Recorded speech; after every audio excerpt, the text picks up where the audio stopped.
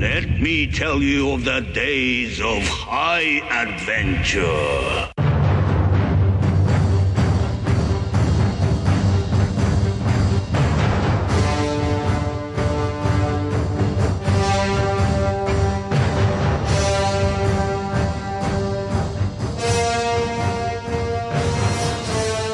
Hello, I'm Eric. And I'm Kevin. And this is 6 Degrees of Schwarzenegger, the podcast where we take a long, hard look at some of our favorite action movies from the era of Arnold.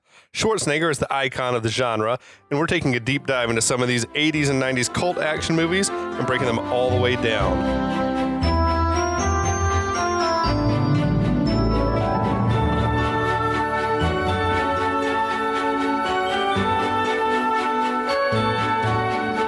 Oh man, we're back. Oh, we're so back. Had a bit of a delay. It's a bit of the delay, but it'll be worth it. Everybody trust us. It is going to be worth it. It's worth it, man. When this podcast was only a twinkle in my eye. This is one of the movies that I was excited to talk about because it should be great for discussion. Yeah. It's one of Schwarzenegger's comedies. It is probably his best comedy, in my opinion. I'll give it away. Yes. It's Kindergarten Cop. Yeah, okay, people. we can go ahead. I mean, I feel like they saw that in the title of the episode. True. But That's true. Yeah, we can go ahead and say the name of the movie officially. This and Twins, I adore. Yep, I love both of those movies. Yep. So and it feels like it's the Ivan Reitman trilogy. Yeah. With Junior, which I have not ever seen. Really? No, it's in my little Schwarzenegger comedy box set, but I haven't watched it yet. So we'll get to it, I assume, at some point. It's 94, so it's well within our wheelhouse. I'm sort of excited to go into it completely cold. Yeah, okay. All right. Not having seen it before, but that's for another time. Though. I haven't seen it in a very long time. I haven't seen it as many times as I've seen this movie. Oh, I saw this a lot. Did you grow up on this? I grew up on this movie big time. Hey, dogs, chill out. Neither of you are getting anything. I know. They're fighting over the pets. Yeah, they're fighting over the pets. I got plenty of pets for both of you. Sorry, listeners. We're dealing with dogs here. Everywhere. Dogs I got everywhere. my girlfriend's dog here, and this dog's an attention whore. Yes, indeed. There's no question about it. But yeah, we're going to talk about Kindergarten Cop, a movie I've seen probably 100 times. Oh yeah, I've seen it so long. I feel like when I was a little kid, I would watch it probably once a month. Like we had it, I think, recorded off TV because I remember some weird edits around some language that are in the movie. But yeah, the movie's fucking. It holds up, man. It really does. I mean, I haven't seen the movie in several years now. And you can back me up on this. I started watching it, and within 20 minutes into the movie, I text you. It's like, Kevin, this movie's damn good still. Yeah. Honestly, it's got to be one of the best, the most high quality, viewing experience films that we've ever done on the podcast. I agree. And it's a crowd pleaser. I feel like you could probably get anyone from a child to a grandparent to an action movie junkie to someone who likes rom-coms. It's a straight up four quadrant comedy. It hits all the boxes, and it's also one of Schwarzenegger's best performances. I think so too. Yeah, straight up. He's actually acting and it's actually working. It's crazy. It is. It's he was in a zone, I feel like, at this point in his career. He was on a run of amazing movies. Unstoppable. It was his ascendance to being the most famous person in the world. I feel like when T2 was his next movie up, and that's the one. That's 91, right? Yeah. That's the one that made him okay, he's officially bigger than Stallone. He's the biggest star in the world now. Yep, exactly. Well, let's go ahead and get into it. Yeah, there's so much to talk about. So it's directed by Ivan Reitman, who was the director of Twins, director of Ghostbusters and Stripes. Classic comedy director. He's one of those. Yeah, he's one of those comedy royalty guys. He came up with when all the SNL, the Bill Murrays and the Dan Aykroyds and John Candys and all were cutting their teeth. He was right there with him directing some of the best movies from the time. Written by a guy named Murray Salem. The one and only idea that this guy ever had, because I literally, it was this screenplay, and then he got a sort of a concept credit for Kindergarten Cop Part 2. Oh, right, which famously stars Dolph Lundgren, apparently? Dolph Lundgren and Bill Bellamy. Oh, my God. From MTV, 90s MTV fame. Never even knew that existed. Me neither. I've not seen it. Apparently it's out there, I think streaming on Peacock, so Okay, all right. maybe it's worth checking out. We'll have to, It must have been so similar to this that they felt the need to give that guy the screenwriting credit for that as well, because it's the same concept. basic premise. Yeah, guess, exactly. Yeah. But they had some other people attached, a guy named Herschel Weingrod and Timothy Harris, they were like, I guess, a writing team. Okay. Because they wrote Trading Places, they wrote Brewster's Millions, and they wrote Twins. They wrote Space Jam. This is together. Like kind of comedy, like 80s and 90s comedy royalty right So here. they probably had the great idea. Yeah. You bring in some like gifted comedy writers to punch it up or whatever. Well, I mean, the script is just perfect. I mean, it's great. It's just like it is. The story's great. The story's great. It's the well written. characters The make jokes sense. are hilarious. Right. The characters have like legitimate motivations and reasons to be doing what they're doing. It's kind of crazy for this podcast. It's kind of like we're not used to such a high quality product. I know. I was a little bit shocked. Actually, part of me was worried. I was like, can we do this? Like, is this too good? No, I think there's plenty. There's plenty because this movie's like chock full of so many amazing one-liners and like the great catchphrases and stuff like Which that. we will get to. We're not going to spoil them all at the top. We can't do it. We can't do it. No, we got to save them. But produced by Brian Grazer and Ivan Reitman. Mm-hmm. And Grazer was that guy. He's like most known for being Ron Howard's creative partner. Right.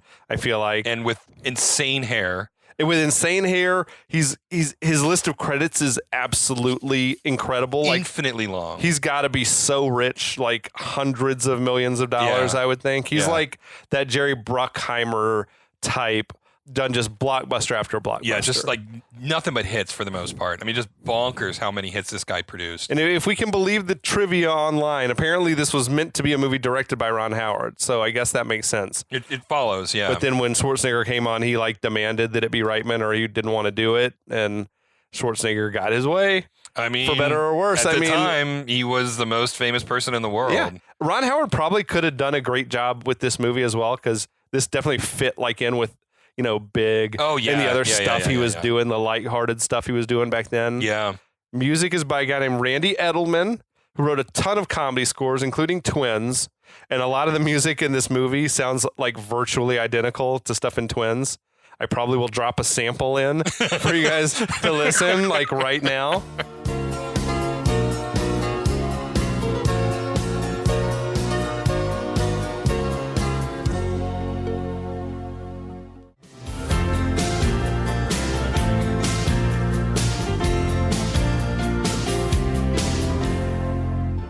Okay, so there you have it. You be your own judge. But I would say this movie had a great score, though. Yeah, I mean, it was perfect. It was perfect for the movie. The themes were like really heartwarming and touching and like sentimental and everything you would want. Agreed. And they are there's a consistency in tone that we're not used to on this podcast. No random like madcap music and then you know like whatever. I mean, but just flashbacks of Showdown in Little Tokyo right now. That was just all over the place. But this dude, Randy Edelman, apparently wrote the music also in My Cousin Vinny, The Mask, Angels in the Outfield. He also did Daylight, a Stallone flick. Oh, that's right. He did The Quest, a Van Damme flick. You know, Daylight was actually better than I think people gave it credit for. They were trapped in a tunnel or something? Yeah, they were trapped, and they were like, in a subway tunnel, and they were trying to escape. Okay. And he was trying to like guide this group of civilians out of this tunnel. I feel like I saw it one time. I think it got a lot of shit because it was PG-13, and it was like, wait, Stallone's in a PG-13 movie? But That's it was valid. Actually really good. And he also, I don't know how this works, but he and one other guy were credited as being like the composers on Last of the Mohicans. Oh, interesting. Which had like an awesome score. Yeah. Wow. That one was like super memorable for me. That's crazy. Okay. I don't know. Usually you don't see like two guys, music score by Randy Edelman and someone else. Yeah, but right. However that works, I don't know. Yeah. And then cinematography was by Michael Chapman, who's like a frequent Scorsese collaborator. He was a cinematographer on Taxi Driver and Raging Bull. Wow. He also did The Lost Boys. Wow. And he did The Fugitive, and he did Space Jam also. I just feel like there was no chance that this wasn't going to be a good movie. The amount of talent attached to this is overwhelming. And the film looks great. It looks, shot beautifully. Yeah. So the cast is Arnold Schwarzenegger, of course, front and center, Detective John Kimball. Maybe the first movie ever, I think, where Schwarzenegger never took his shirt off. You're right. There is no topless scene for him. Yeah, no Wow. muscle porn, really. Yeah, And he has apparently said this was like the most favorite role he ever played in his career. that's right. Yeah, yeah. I think because he got to play like against type and got to show that he could do more than just take his shirt off. And I think in one interview or another, he talked about how much he really enjoyed being around the kids. And one of the reasons he was originally attracted to it is because he had just had his first kid. Right. So it also stars this actress named Pamela Reed as Detective Phoebe O'Hara, who I don't really know her from other shit either. She's a character actor. I recognize her immediately. She's hilarious. She's hilarious. She played Amy Poehler's mom on Parks and Rec.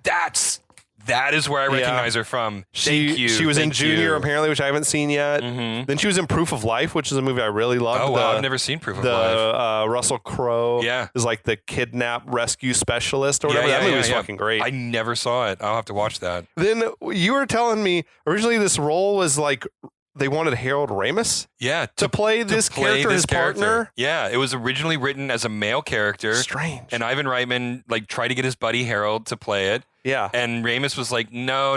He didn't he just didn't think he had it was other the shit right. going on as yeah. well. Like and it's just strange to imagine like anyone other than a female partner. Right. Female partner's like perfect for this. Yeah, and apparently like they auditioned a ton of male actors. No one fit. Okay. And so Reitman went back and worked with the screenwriters to change it into rewrite it as a female character, and then immediately Pamela Reed showed up, and they're like, yeah, that's it. Right? I mean, the chemistry is great between those two. They've got great chemistry. And like the fact that he's like huge and she's very diminutive is great, you know? Like, well, and then like when she's playing his sister, I mean, we'll get to it, but it's so good. It's so funny. She had to have come up like through improv. I've got to believe she is amazing. Yeah. At the shit. Like anyway, all right. Then we got Penelope Ann Miller playing the character of Joyce. Mm-hmm. The only thing that I'm really familiar with her from is Carlito's Way. I scrolled through her IMDb page. Other than Carlito's Way, she's done a ton of TV shows that I've never watched. A lot of movies that I've never watched. Yeah, exactly. So I don't. So she had a career. Yeah. Oh yeah. For yeah. sure. She may still be successful, working. but she's got like 9 things that are upcoming right now. It's insane. So she's just like a working actor, and exactly. she's really good in this. No, she's great. That's the thing about this movie is every performance is really good, and like everybody has good chemistry. Like I believe that Arnie and Penelope, like their characters would fall in love. Like it's totally believable. It's so strange because that is not Arnold's strong suit. No, it is not. No, he completely nails it. Anyway, speaking of like amazing casting, there's Linda Hunt playing the principal Schlowski. Love Linda Hunt, just so great. Everything that she's been in. It had to be the role of a lifetime for her. I feel like this one is like so perfect. But she was in David Lynch's Dune. Mm-hmm. She was in a movie called The Year of Living Dangerously, which I've heard of with Mel Gibson. I haven't seen that one though. It's a really good movie. Okay, really good movie. It wasn't she the inspiration for the Taylor in The Incredibles? Yes. Okay. But she didn't do the voice, I don't think. No, she didn't do the voice, but that's her look. She's like, she's very small. Mm-hmm. She was probably like 4'6" or something like that. Yeah. And like just very like had a stern look to her. Just perfect for a principal. Perfect for a principal. Yeah. And we had Richard Tyson playing Cullen Crisp, the villain. Who is super recognizable. Yeah. But for the life of me, I didn't place him. I was like, where have I seen you from? He's in several Farrelly Brothers movies. Okay. Including There's Something About Mary. He's like the guy who's roughing Ben Stiller up in the interrogation room. Oh, okay. He was in Black Hawk Down. He was in a lot of movies not doing a lot. It seems like he should have gone on to greater stardom. I feel like because he had such a look about him. And he was good in this movie. He was good at doing what he was doing. Yeah. Anyway, he's from Mobile, Alabama. I saw when I was Googling him. Like he recently has been in trouble in Mobile, been arrested for harassment and like stalking and shit like that. So sucks. His life's taken a turn. That sucks. He's probably listening right now. Yeah. So shout out to Cullen. Yeah, Richard Tyson, you were fucking like killer in this. Make a comeback, bro. Yeah, you're right. Come Get on it the back podcast. together. Yeah, come on in. We'd love to talk about Kindergarten Mobile, Cop with you. We'll pay for your Greyhound. But no better than Greyhound. No, I'm sorry. No Spirit We're not Air. made of money no on this Spirit podcast. Air for you, my friend. And then the main little kid, Dominic, was played by twins, Joseph and Christian Cousins. Also very endearing. Yeah, good little kid actors. I mean, like I usually hate kid actors in movies, like especially the twins. Man, they're creepy. Oh yeah, exactly. And This movie, though, there is not a kid in this movie who is not just immediately lovable. Right? Yeah. Like just It's unbelievably. nuts. It's nuts. I did see something like they auditioned like 2,000 Yeah. kids or something Yeah. to make the classroom Yeah. of kindergartners. Elijah Wood was one of them. Yeah, And that he didn't did make not get- sense to me. I don't know. He would have been too old to be a kindergartner. I think. I don't. Well, maybe he it was like wasn't 9 for- at the time. Yeah, maybe it was for like one of the upper grade classmen. it could have I don't been, know. but yeah, I don't know. But I read the same thing. Yeah, And in an interview, he said it was the worst audition he's ever done in his I life. can't believe he even like remembers. You know. Yeah. But yeah, as they do a lot of times, they cast twins because like one kid's got like limits on the amount of hours they're allowed to work or whatever. So they work 2 of them. I wondered when you have like twins like this, is one like a better actor than the other? I don't know. Or do you man. think they're like pretty identical? I suspect at that talent-wise? age they're probably about the same. Yeah, but it'd I be don't crazy know. if one was a good actor and the other one sucked. Oh, that you was know? and you it'd could be like, tell in the they'd scenes. be like, yeah, we're gonna use you as mostly like a stand-in while we're shooting everyone else's when we're stuff. shooting, when we're shooting everybody else's coverage. Bring in like, the A kid, bring in the hero kid when it's time to oh god, do. Yeah, I don't know. that would fuck with my self-esteem if I was the No, B yeah. kid in a twin We relationship. don't let you talk. Oh my You just God. sit there looking like your brother. That's what we need from you. But yeah, man, that's I'm ready to talk about the All plot. right, let's get started. There's a lot of plot to it. It's like a There's- tightly wound script, as you say. It is. It's very, very tight. I watched it, and one of the things I always do when I watch movies is like, just because I'm a snob and I'm a horrible person. Yeah. But I'm like, what scenes could I cut out of this movie? Yeah, right. Like, what scenes could I cut, and then this movie would still make sense and actually make it snappier and punchier? Yeah. Right. There really isn't any scenes like that. in This is a movie. very economical Yeah. script. It Yeah. was like whatever cuts got made, presumably in the edit room and in the edit in the screenwriting process, all like nailed it. The one that I would have loved to see. Apparently, there's an entire C storyline with Stephen Root. Every single one of his scenes were cut from the movie, and I'm like, I Was love he Stephen another Root. guy He was- in Astoria? Yeah, he was another guy in Astoria that apparently had another storyline. Maybe he was one of the fathers. I don't know, but Okay. they cut every single one of his scenes Where'd out you of the read that? movie. Just on IMDb. I tried to dig deep and I didn't see Yeah. that one. No, okay. it was crazy. We want the Stephen Root cut. We want to at least see the deleted scenes. Stephen Root is one of my favorite actors. It So broke my good. heart when I heard that they cut his role from this movie. So my ex-aunt-in-law was like a drama person up in New York. Oh, cool. Like coming up, she worked a lot with Wayne Knight. She worked a lot with Stephen Root. Oh, wow. And apparently she said Stephen Root's like the most genuine, like friendly, nice person in the world. And she worked, I'm I glad think to hear that, frankly. she worked a little bit with Bruce Willis Oh, wow. and said Bruce Willis was like a natural born star and he kind of knew it. Mm, You know, because he would like work as a bartender, as probably they all did Yeah. back then, and he would just like take home a different girl every night or whatever. Fucking anyway, some guys That's have all the hilarious. Yeah. Anyway, okay, so yeah, in another life, I would have been a bartender. Here we go. This is a Universal Pictures film.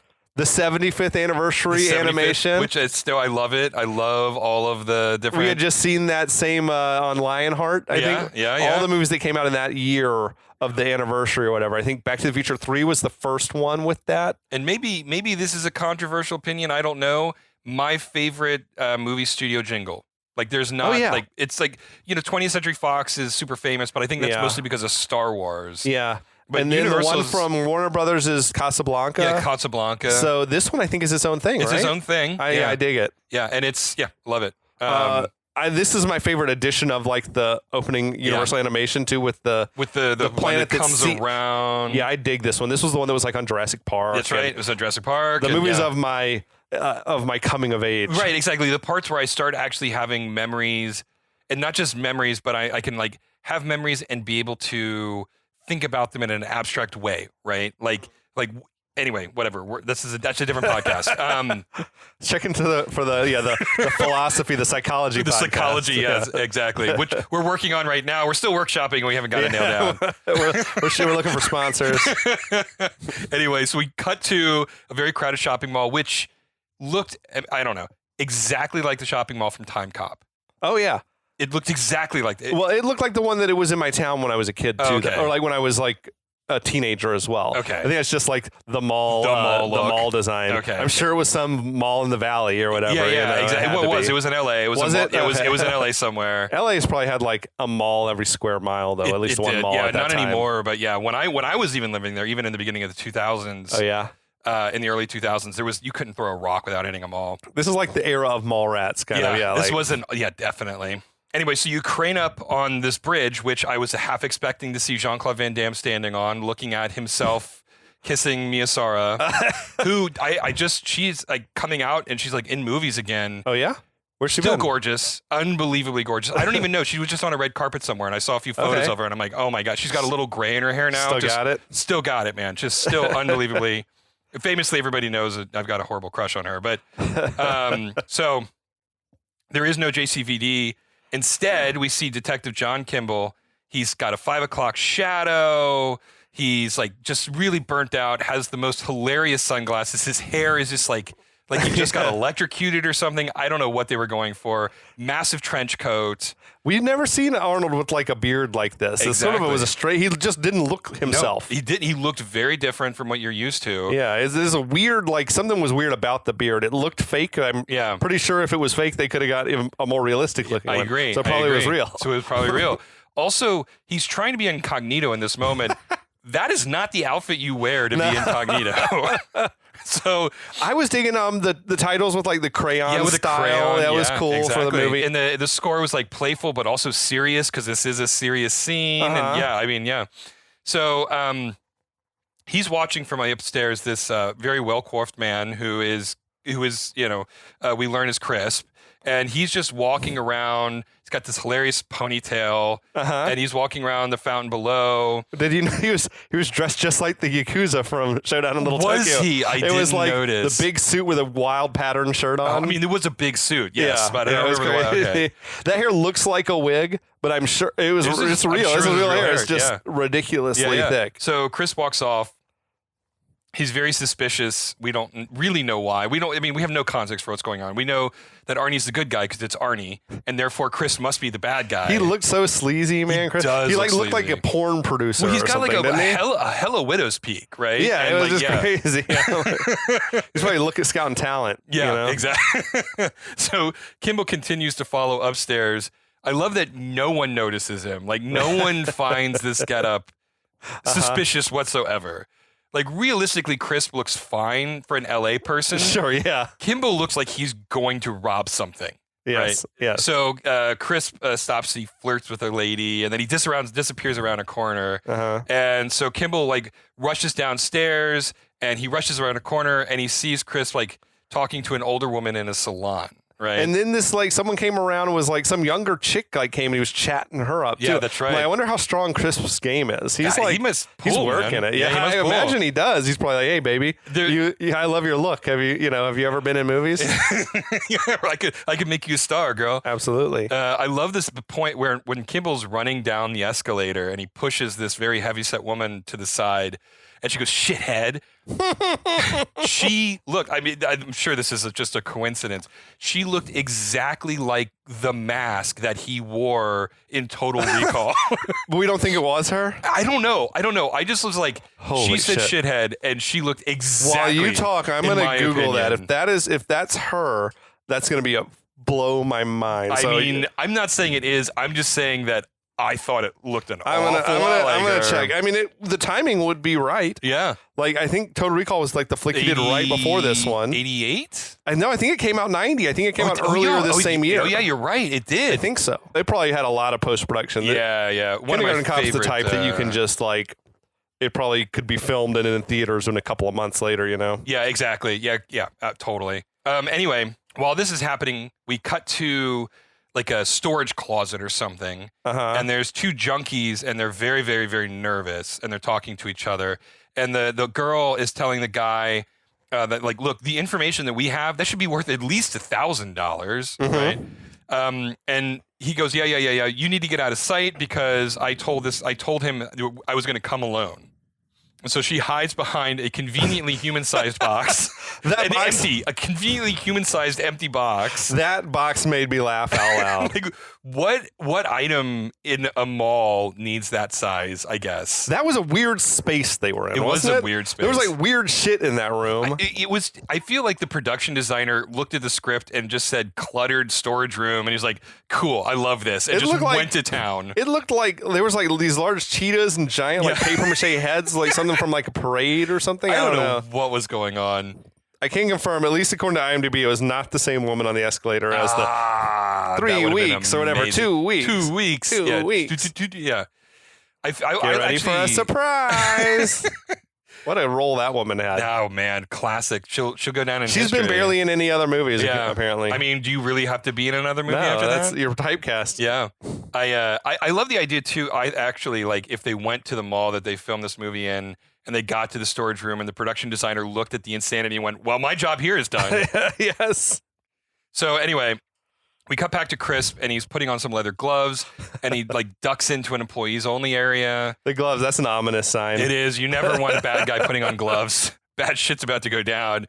Kimbo follows moments later, but he loses Crisp in the back hallways. Yeah. Which I love these. Like, I've been in the back hallways of malls and like, that's a real thing. Oh, it's yeah. a fucking maze back there. I worked at the mall in high school and it was like pretty accurate. It's like crazy. none of the doors are marked. Nope. It's just like corridors and You just have stuff to going know everywhere. where you're going. Yeah. And if you don't, you're never going to survive that. Yeah. It's like straight up the backrooms meme, if you're familiar with this kind of current. Okay, that's a whole other podcast. Anyway, so Crisp finds the junkie guy and this is like, hey, I hear you've got some information about my family. And the junkie goes, yeah, but it's going to cost you $1,000. Crisp just looks menacing. He doesn't say anything. And then the druggie just immediately starts negotiating with himself and dropping the price. He's not a master negotiator. No. This guy Crisp didn't even say no. Shouldn't and he's go on Shark already Tank. dropping the price. I mean, I'd take 700. Anyway, so Crisp is suspiciously looking around to make sure there's nobody else in this spot. But he looks everywhere except the human-sized box. Except the human-sized box. Fatal flaw. Crisp is human-sized box blind. Anyway, he tells the junkie, you tell me what you know and I'll take good care of you, which is, of course... Nothing ominous, good is good. Right, nothing right. suspicious Right. there. The junkie, Okay. of course, goes along with it. Oh, yeah, and sure, that sounds fair. Yeah, he reveals all the information. I love a junkie or a drug dealer who's willing to travel for his work. He Yeah. apparently was in fucking Oregon. Don't you think he was like, he must have been muling or something? Don't He you had think? to have been doing a mule. Right, exactly. That's the only reason it would be in Astoria, fucking Oregon. Yeah. And while in Astoria, he sees Crisp's ex-wife. Yeah. And just couldn't, like, it was like, oh my God, okay. Once he says this, Crisp's attention, like he gets his attention. And the junkie tells Crisp that she looked like $1 million, more like $3 million. And the Which junkie was- laughed. The junkie laughs The at girlfriend himself. had said something earlier about like she took off with his money or something. The woman he was looking for had taken off with his That's money. right. We gather that's what we're thinking is going on. Exactly. Yeah. Yeah, because like $3 million is what she theoretically absconded with. Right. Anyway, the junkie says that he saw her taking Crisp's son into school, and the kid looked very happy and he looked healthy. He says it's a real nice, healthy place where they're living. It snows in the winter there. Which it really doesn't. It really doesn't, though. I googled that. No. It snows there like it snows here in Atlanta. It's Right, like rarely. they average like an inch a year. Yeah, Oregon is just like Seattle. It's a very temperate Well, like, location. you get up in the elevation, and I'm sure it snows, but like but not on in the Astoria. coastline. No, not Astoria's really. on the coast. You're never going to get snow. Yeah, in I mean, Astoria. every once in a blue moon, I Yeah, suppose. exactly. But anyway, whatever. People. Whatever. I don't expect the junkie to know that. No. That's fine. I feel like he was embellishing for reasons. I'm Yeah. willing to steel man that. So anyway, Crisp demands to know where the guy, where Astoria Elementary was, and he's like, "Well, Astoria, Oregon." Yeah. And Chris was like, "Did you tell anybody else about this?" And the junkie says, "No, I'm not stupid, Mr. Crisp." Which, okay. So Famous last words. yeah, exactly. All of a sudden, Crisp turns around, shoots him in the chest. He's down for the count. Yeah. Famous bad guy line. You're not. Yeah. Anyway. I'm confused by a few things here. All right, let's do it. Let's hear it. One is, why would Chris think or like be concerned that the guy would have told other people this information? Like, if he wants to be paid for the info, it doesn't make sense that he would be telling other people. Right. Nor does it make a lot of sense why Chris would even care. No. If he told other people. So who cares if the junkie like tells people, "Hey, I told Crisp that his wife is in Astoria, Yeah. Oregon." No one cares about that. The other thing is, I don't know why it's preferable to kill this guy rather than just pay him. Right. Exactly. I know. It's just okay. Like, so this now, dude definitely would have taken 500. Right. Exactly. He would have taken would probably have been- $30. Yeah. or like a hit of like a few ounces of drugs. Right. And like if he hadn't killed the junkie, like the scene that's about to happen would not have happened. Right. Yeah. So I don't know. I think maybe it's just to demonstrate that Crisp is like a psycho killer. Absolutely. That's absolutely what this scene is supposed to establish. This is a bad He'll kill dude. anyone for no reason at all, really. We're not trying to humanize over a trifling amount of money. Exactly. Yeah, we're not trying to humanize him. So as the junkie is lying dead on the ground, we cut to behind the human-sized box, and the girlfriend is crying silently. So Crisp hurries away from the murder scene, drops his gun in a dumpster, and the junkie woman emerges, and she sees her dead boyfriend, and she screams. Kimball, who's running down the maze of back hallways, hears this and comes running and sees her. The girl junkie insists that she didn't kill him, and Kimball says, "Was it Crisp?" And the woman says that she was hiding and she didn't see anything, which, okay, I've got a comment on this. We'll get to that. We'll get to this. I feel like she probably didn't see anything. I agree. She definitely didn't see it. So we'll get to this in a little bit. So Kimball then, which I thought this was a good move, handcuffs her to the corpse of her dead boyfriend. That's a boss move. That's rubbish. Man, he's like, "Don't go anywhere." And he runs off, and she's like pulling on the guy's. Oh, it was dark. It was dark, man. So we cut to Crisp is heading into the salon that we saw him in earlier. The older woman. Yeah. His mother was like just abusing. The person working there. It's like, "I don't like what you've done." It's like, it feels terrible and it looks dreadful. Yeah. She's like an abusive fucking cunt, this woman. Just not a good person. The movie, again, like the movie does a good job of like, okay, this is a bad guy. Like, we know she's a bad guy. Yeah. We do not, we should have no sympathy for her. We should have no sympathy for her son. And boom, like we nailed it. They crushed it. Yeah, they crushed it. So Crisp goes, "I'm back." And his mom goes, "That was fast." And Crisp goes, "That was easy." Which is like an interesting, okay. Yeah. Like, do you think she knew exactly like what he was going to do? I think he was. That? She's like aware of all his crimes. Yeah, but like also this begs the whole question of like, did she plan her day around this? Yeah. Right? Like I'll get a manicure. I'll get a mani-pedi. I get my hair. I get a blowout while you're killing that guy. Exactly. Like it's like it was just on their Google Calendar: murder junkie and get a hairdo. Yeah. So Crisp tells his mom that he's got great news, that he found out where his wife and his son are, and his mom is very interested in this. So Crisp just tells her, though, "Leave it to me. I got it under control." Right? Which, why wouldn't you just tell her? But whatever. So I love this too because one of the employees comes up to him and is like, "Would you like a manicure?" And what was the line? I don't remember the exact line. Oh, it was the way he said yes, or he said it'd be my pleasure. He said something in a way that made it almost like it made it into like a sexual. How could I ever say no to you? Yeah, it was something like that. It was like made it sort of an overtly sexual thing. It was like really dramatic. Yeah, but he was clearly into getting a mani. So he's like a prissy like sort of guy. Oh, I believe that he would definitely. He's all primped and all that. Yeah. Anyway, right as this is starting, Kimball bursts into the salon with his gun drawn, which... Finger on the trigger. I mean... waving it around. Just not what you're supposed to do as a cop. I feel like this is like before the era where they really like trained you to look realistic doing this shit. Yeah. Oh, I remember. Yeah. A movie like this, you don't necessarily expect that they have like a great technical advisor to tell them, well, you would never put your finger on the trigger unless you were ready to kill someone. Anyway, it's hilarious. A cop should not be doing this, but he does it. People start screaming, justifiably.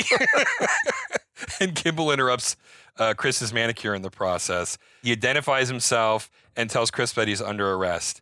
Chris, like, he stands up. It's like, "Oh, why are you always doing this to me?" Implying that, like, Kimball's been hunting him for a while, which is a really elegant single line of dialogue that tells us a lot about those two relationships, right? Yeah, oh, for sure. And so at this point, we know Kimball's a cop. We know Crisp is a bad guy.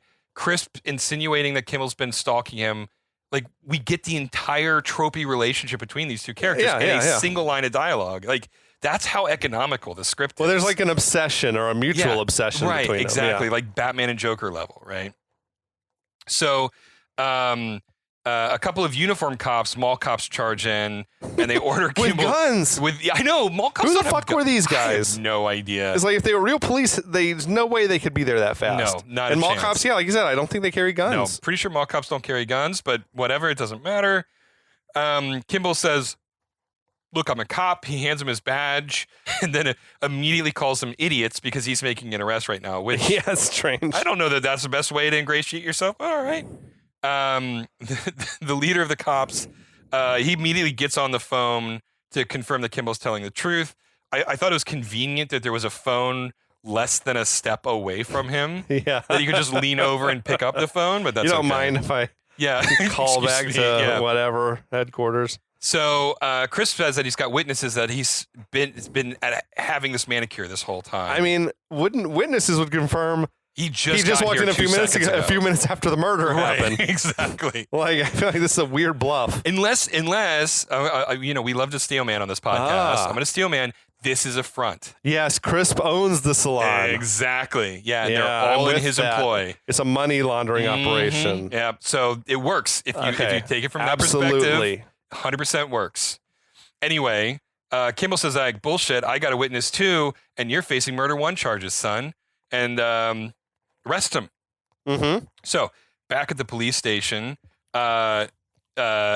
junkie lady, whose name apparently is Cindy, is in the interrogation room complaining very loudly about how Kimball handcuffed her to a dead man. That's which fair. Fair.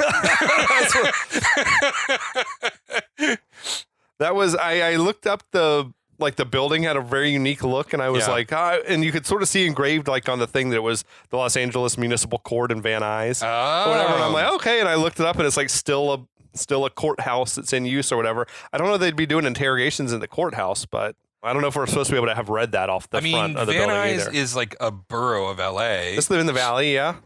Yeah, it's in the valley. I lived in North Hollywood, and it was like a 2-minute drive to Van Nuys from Okay. where I lived, and it's small enough that I believe that like the government building would be the Oh, you think the courthouse police and the police station. Could be in there. Okay. Yeah, I believe that. It's small enough that I believe that.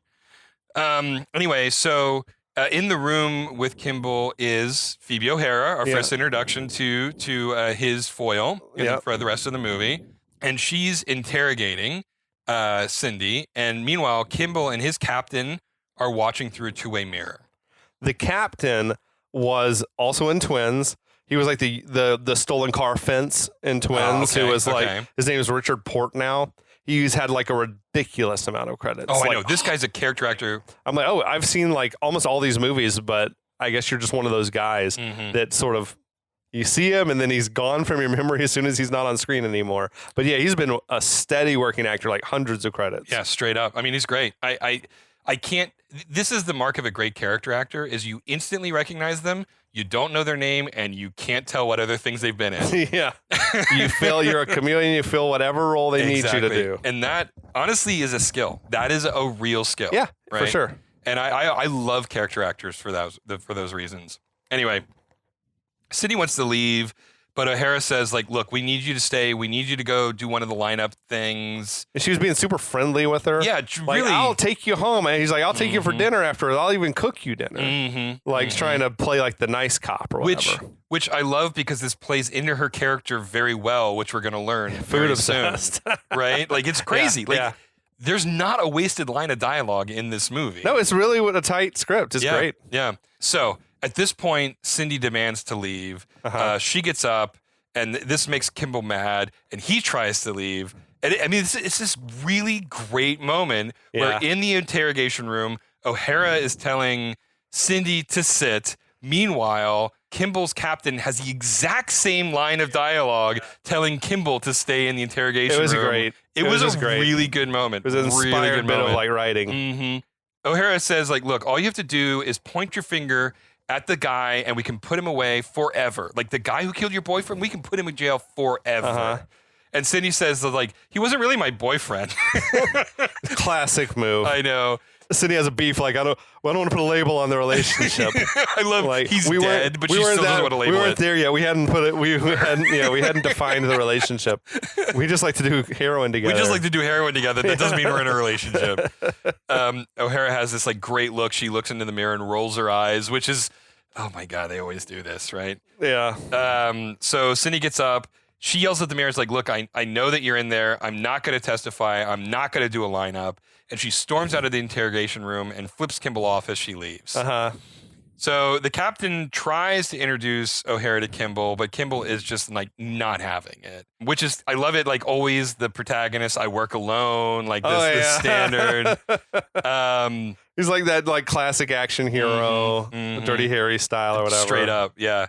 Kimball, after Kimball storms off, the captain tells O'Hara that he can be a little bit difficult until you get to know him. And O'Hara has this like really dryly delivered line, I can't wait. Yeah. I like the captain just lets Kimball like flagrantly disobey him.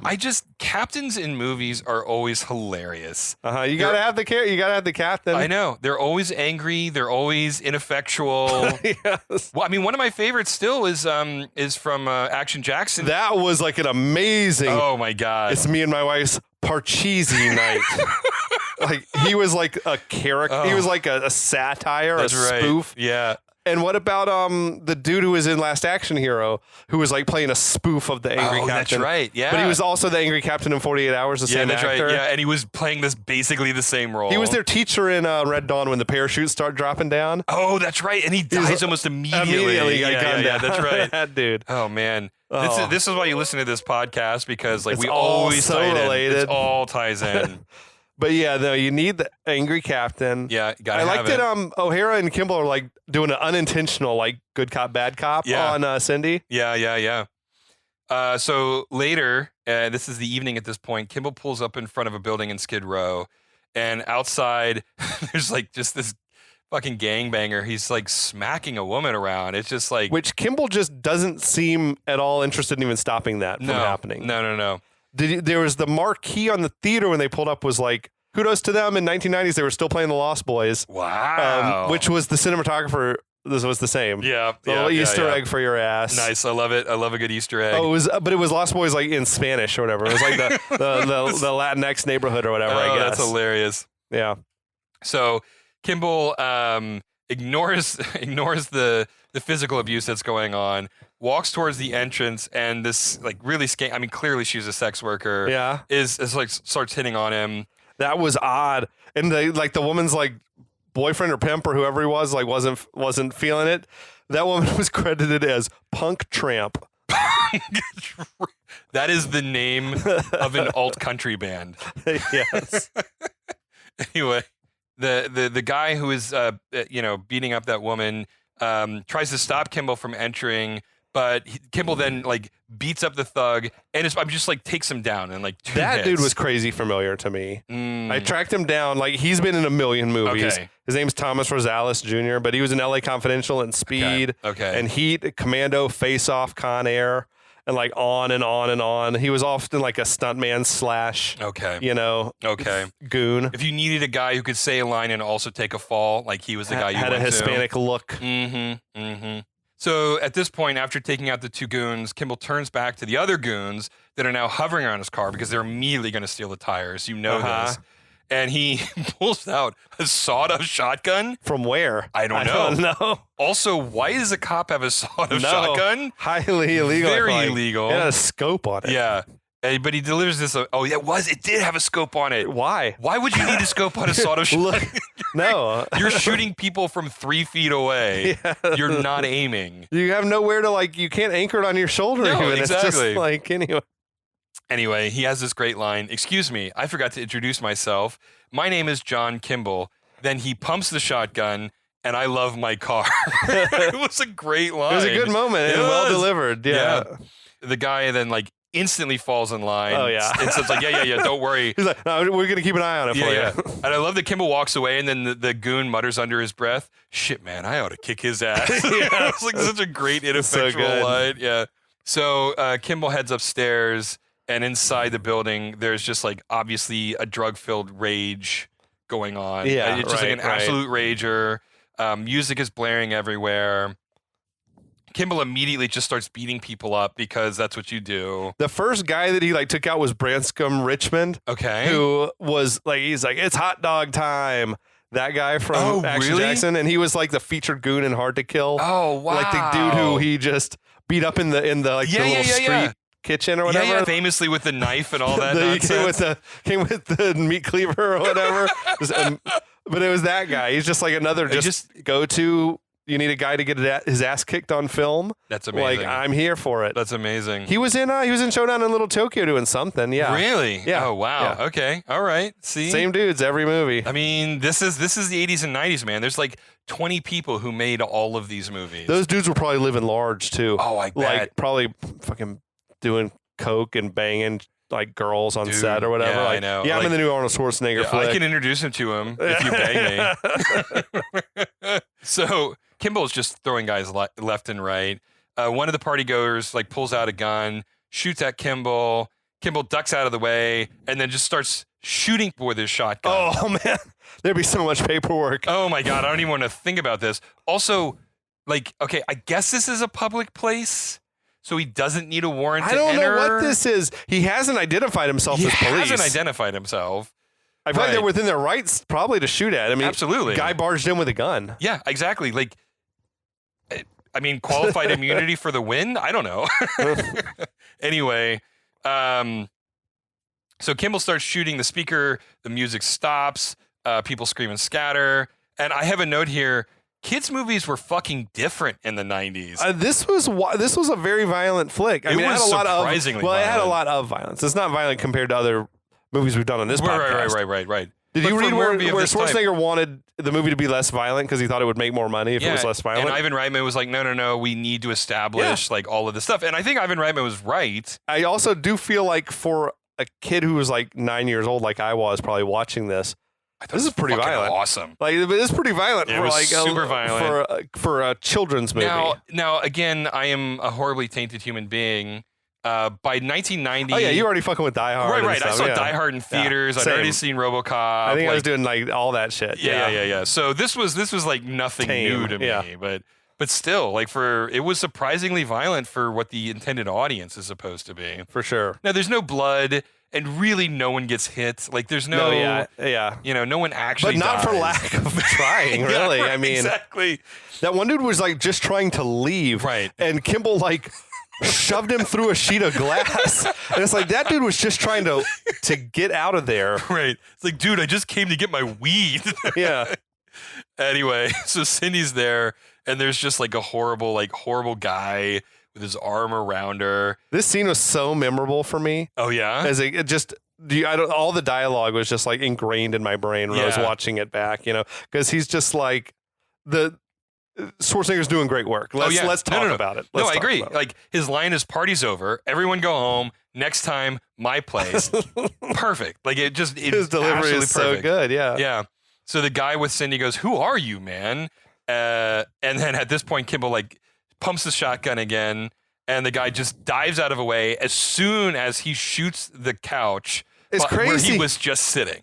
Like that guy, Kimball has not even identified himself as police yet. He's shooting at a man simply for asking who he was.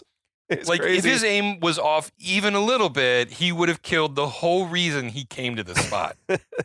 Anyway, his response to the question is, "I'm the party pooper."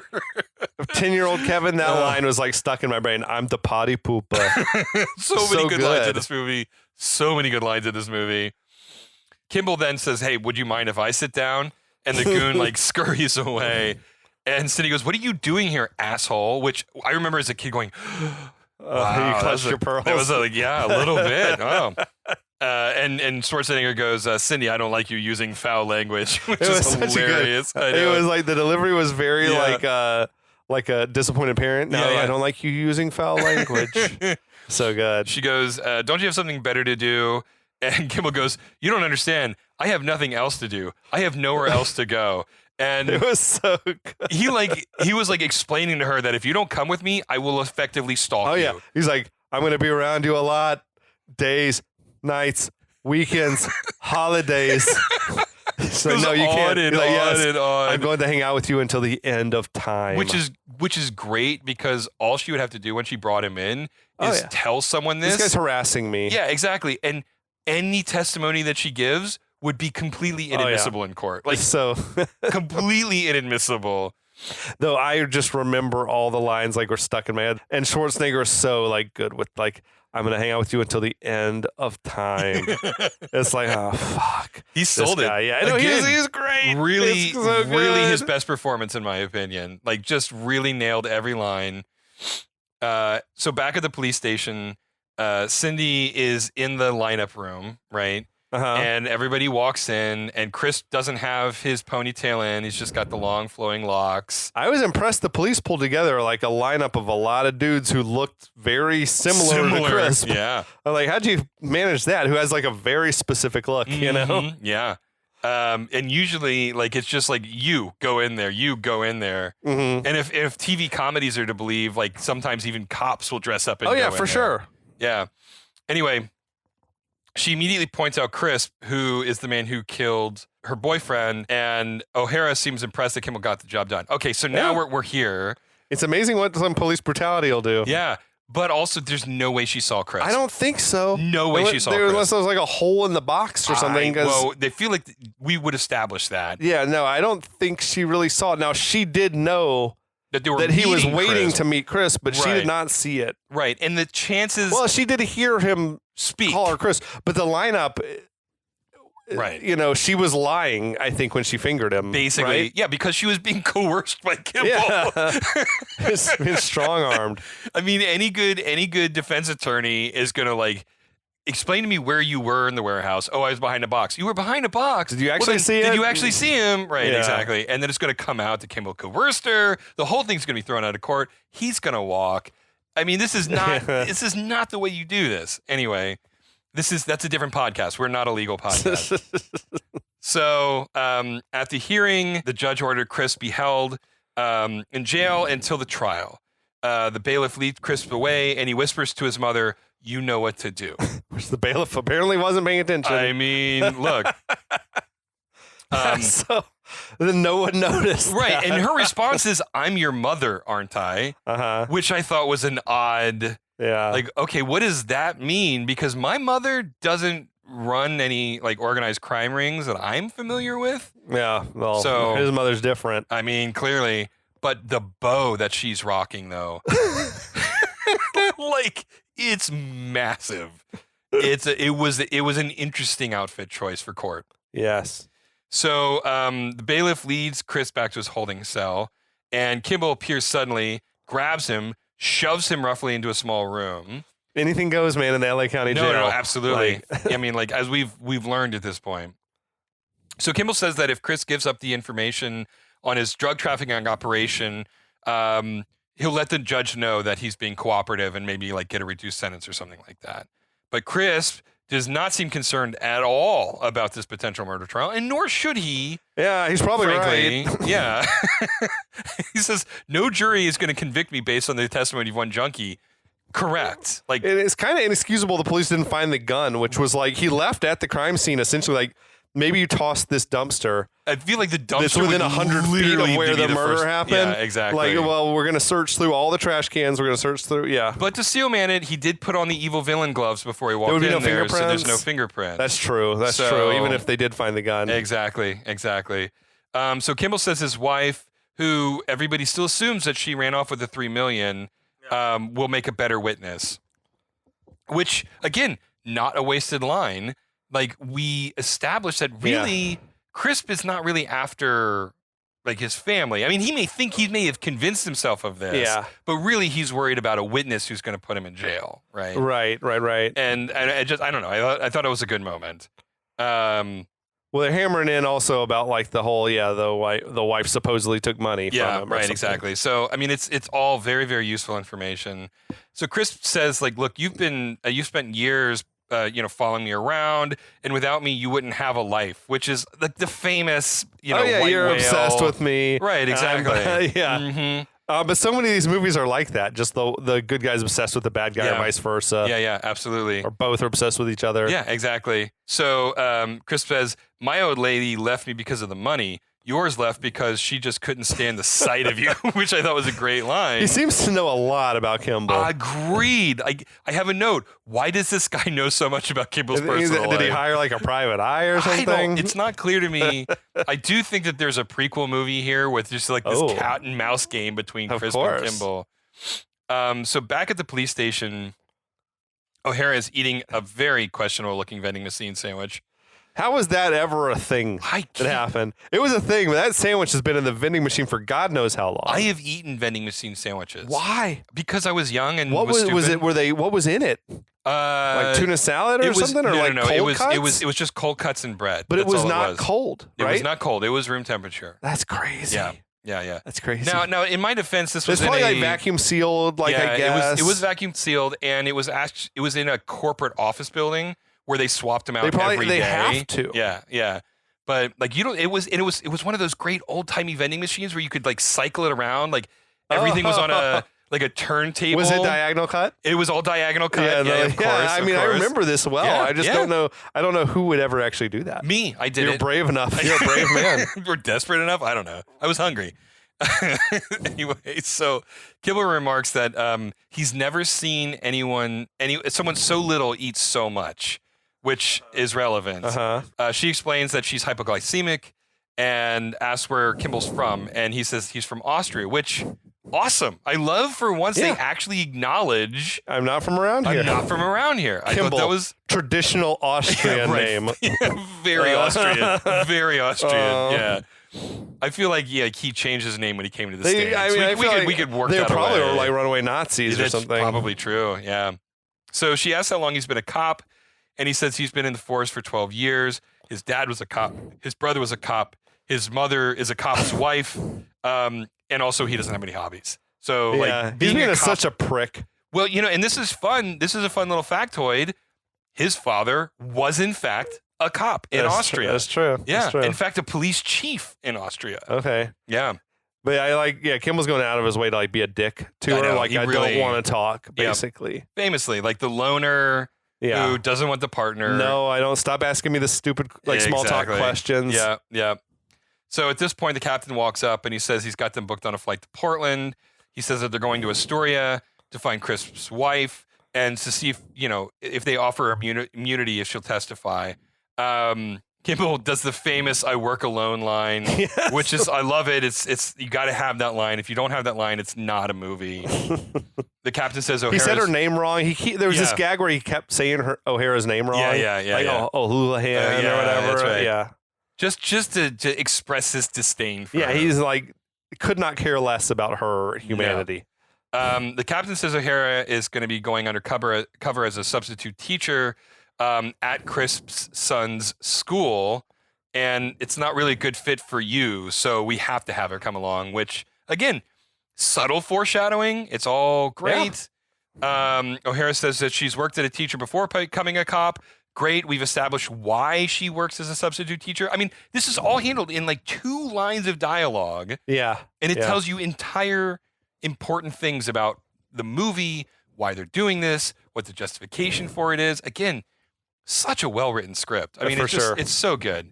So the captain says O'Hara is going to try to find the wife by finding the kid, and Kimball is going to try to track down the missing $3 million, right? Yeah. That's the hook. Then there's something about like, and then Crisp is going to be in prison making license plates, which is hilarious because when I was a kid, this was already sort of an anachronism. Yeah. Right. And now I'm watching this in 2025 and I'm wondering, is anybody who's like 30 or younger going to understand what that means? That's a good call. Right. It was like a trope or like a cliche when we were little. Right. Yeah. Now I don't know. Yeah. So anyway, that made me chuckle. That is good. But we're gonna leave you there. That's a great hook, man. It's a great fucking premise. It's a great premise. Like it's one of these where the pitch would make anybody want to see the movie. Oh, absolutely.